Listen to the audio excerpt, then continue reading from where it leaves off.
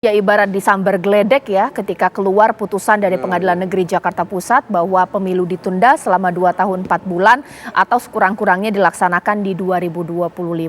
Kita tahu pemirsa bahwa peristiwa politik yang terjadi akhir-akhir ini, wacana penundaan pemilu ini sempat kencang, tapi kemudian ketika kita sudah melihat KPU begitu gencar dengan tahapan-tahapannya, turun lagi nih isu penundaan pemilu. Dilalah kemudian muncul keputusan yang membuat seakan-akan benar nggak ya sekiranya kita tidak akan bisa melaksanakan pemilu 2024 karena putusan dari PN Pusat yang digugat oleh Partai Prima terhadap KPU pemirsa. Itu yang akan saya bahas di Apa Kabar Indonesia malam hari ini. Di studio TV One pengamat politik kita Mas Khairul Umam. Mas Umam selamat malam. Assalamualaikum. Selamat malam Prof. Dan ini narasumber saya udah lama banget. Baru ketemu sekarang Bang Margarito Kamis di hari Jumat. Iya, Margarito Kamis di hari Jumat tapi ya. Bang Margarito selamat malam. Iya. Oke, sekarang saya juga akan menyapa Komisioner KPU Mbak Betty Epsilon Idrus. Selamat malam. Selamat malam Mbak Caca, selamat malam Bapak-Bapak semuanya. Sebelum saya ke Mas Umam, Bang Margarito, saya mau ke Mbak Betty terlebih dahulu. Saya nggak tahu apa suasana kebatinan di KPU yang sedang sibuk dengan tahapan pemilunya. Kalau ditanya masyarakat, ibarat disambar geledek dengan putusan ini. Kalau suasana kebatinan KPU ini seperti apa dengan putusan PN Pusat, Mbak? Sejak kemarin kami menerima putusan dari PN, langsung direspon oleh KPU, Mbak. Kami langsung pleno dan memutuskan KPU akan menggugat, melakukan banding terkait dengan gugatan yang sudah dikeluarkan oleh PN Jakarta Pusat. Ya, kita siap dengan semua konsekuensi dan sedang kami siapkan juga berkasnya untuk kemudian diajukan, Mbak Caca. Mbak Betty, kita kan sebenarnya tidak tahu sebenarnya ada problem apa sih antara Partai Prima dengan KPU sehingga seakan-akan putusan dari PN Pusat menghukum KPU untuk menunda tahapan pemilu. Ada masalah apa ini? Ada permasalahan apa dengan Partai Prima?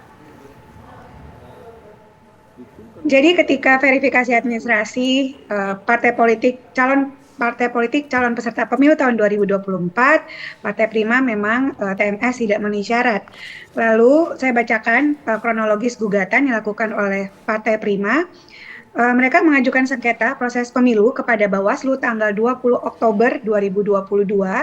Objek sengketanya adalah berita acara hasil verifikasi administrasi dan permohonan itu ditolak oleh Bawaslu dengan putusan nomor 002 tahun 2022. Lalu kemudian Prima juga mengajukan gugatan ke PT UN di register nomor 425 pada tanggal 30 November 2022. Objek sengketanya juga berita acara hasil verifikasi administrasi. Dan pada intinya Petun mengeluarkan penetapan dismissal pada perkara itu yang menyatakan dia tidak berwenang untuk memeriksa, memutus, dan menyelesaikan perkara sebagaimana dimaksud. Lalu kemudian terakhir, sebelumnya Prima juga mengajukan upaya hukum dengan gugatan sengketa proses pemilu ke Petun yang kemudian diputuskan juga tidak dapat diterima gugatannya. Tapi kemudian yang keempat, Prima mengajukan upaya hukum perdata dengan nomor register 757 8 Desember 2022. Objek gugatannya dirugikannya Prima oleh tindakan KPU pada proses verifikasi administrasi dengan putusan yang kita ketahui kemarin, Mbak Caca. Baik, Mbak Betty ditahan dulu karena sekarang narasumber saya Mas Ahmad Rifai, Waketum Partai Prima di sini sudah hadir di sini. Mas Rifai, sorry Mas Rifai. Baik, Bang Silalahi, ini kita sudah dengar bahwa ternyata versi dari KPU seperti itulah yang jadi permasalahan antara KPU dan juga Partai Prima. Sebenarnya yang jadi pertanyaan adalah alot sekali ya proses ini harus ditempuh, Bawaslu sudah lewati proses. Petun dan juga gugatan ini juga semuanya ditolak hingga akhirnya ke PN Pusat. Ibaratnya Partai Prima berperkara, heboh satu negara seperti itu karena sekarang pemilu ditunda. Sampai ke arah sana nggak sih konsekuensinya atau jangan-jangan memang ini maunya Partai Prima karena nggak ikut pemilu 2024 ya sudah mundur saja sekalian pemilunya, begitukah? Oke, baik Mbak. Terima kasih. Sebelum saya menjawab, saya mau sampaikan beberapa hal. Pertama, Partai Rakyat Adil Makmur, Partai Prima ini didirikan oleh kawan-kawan yang juga berjuang untuk tegaknya demokrasi di masa lalu. Jadi kita membangun partai ini secara gotong royong, mengikuti karena kita percaya demokrasi dan instrumennya adalah partai politik sebagai alat perjuangan. Kita mengikuti seluruh tahapan, mulai dari pendaftaran SK, pendaftaran calon peserta pemilu, sampai kemudian semua tahapan kita lalui. Ketika kita dinyatakan tidak memenuhi syarat di verifikasi administrasi, kita tempuh mekanisme perundang-undangan di Bawaslu, mulai dari proses mediasi sampai dengan adjudikasi sampai saat ini. Dan perlu saya tegaskan, tidak ada niat Partai Prima untuk melakukan penundaan. Kami tidak mau, kami tidak terjebak soal itu. Yang kami mau adalah partisipasi hak politik kami dipulihkan. Maunya tetap ikut pemilu begitu tetap ya? ikut pemilu. Loh, kami ikutin kok semua instrumen yang diinin kami ikutin kok gitu. Jadi tidak ada, kalau kemudian ada suara menyatakan bahwa ini ditunggangi, ada kepentingan, tidak ada. Kepentingan Partai Rakyat Adil Makmur adalah menjadi peserta pemilu. Hak politik kami dipulihkan. Ada sempat kebingungan, ini kan urusannya memang harusnya hanya lewat Bawaslu atau juga Petun. Kenapa harus ke PN Pusat? Nah, ini yang membedakan.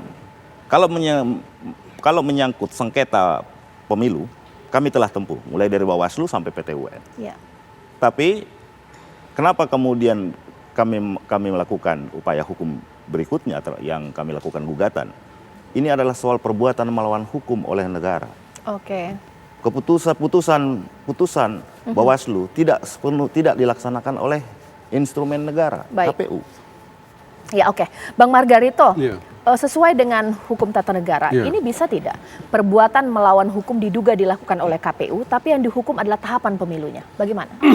Iya, kalau tadi kita baca VT-nya tadi gitu ya, hal-hal yang diminta ditunda itu kan hal-hal yang tidak merugikan mereka. Ya. Yang mereka jadi begini, waktu di Bawaslu itu saya ahlinya, mereka ini, saya ahlinya gitu. Jadi saya tahu isinya di barang ini. Di Bawaslu, waktu perkara tadi yang Mbak Betty bilang itu yang saya TMS tahu. Itu ya? Nah itu saya tahu isinya gini. Tapi ya. Jadi itu saja yang mesti dipakai sebagai dasar untuk menghukum KPU. Perbuatan-perbuatan itu, yang itu tadi kalau dia bilang dalam kerangka dia itu memulihkan hak mereka atau memberikan hak mereka, itu aja.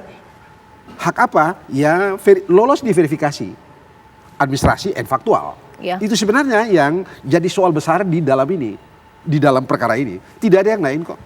Oke. Itu dia, cuman ternyata PN melampaui itu. Oke. Tadi yang dibilang kan menunda tahapan-tahapan selanjutnya kan. Oke. Padahal tahapan-tahapan selanjutnya kan tidak merugikan mereka. Mereka belum ikut sampai ke situ. Benar. Begitu. Jadi mestinya mereka pulihkan saja kalau mau terima. Kalau mau terima gitu. Bang Mangapul, berarti benar. Sebenarnya golnya Partai Prima itu bukan pemilu ditunda, tapi masukkan menjadi peserta pemilu 2024. Begitu kan? Sejak awal kami yang pertama menyatakan audit KPU. Oh, oke. Kita audit KPU. Kalau kami dinyatakan tidak memenuhi syarat, sampaikan di mana yang tidak memenuhi syarat. Di Bawaslu kita buka semua kok datanya dan segala macam. Sampaikan. Kami tidak punya keinginan, ini partisipasi politik rakyat biasa yang dengan niat. Jadi tidak ada dalam pikiran kami menunda pemilu, perpanjangan jabatan, tidak ada itu. Pulihkan hak politik kami. Nah, ini menjadi kompleks karena yang berperkara dan yang terkait dengan perkara pun sudah menjelaskan. Bahkan Partai Prima mengatakan bahwa goalsnya adalah hanya ikut menjadi peserta pemilu 2024. Tapi putusannya melampaui apa yang digugat oleh penggugat di sini. Apakah ada pesan sponsor dari hal ini? Nanti Mas Umam akan jawab sesaat lagi.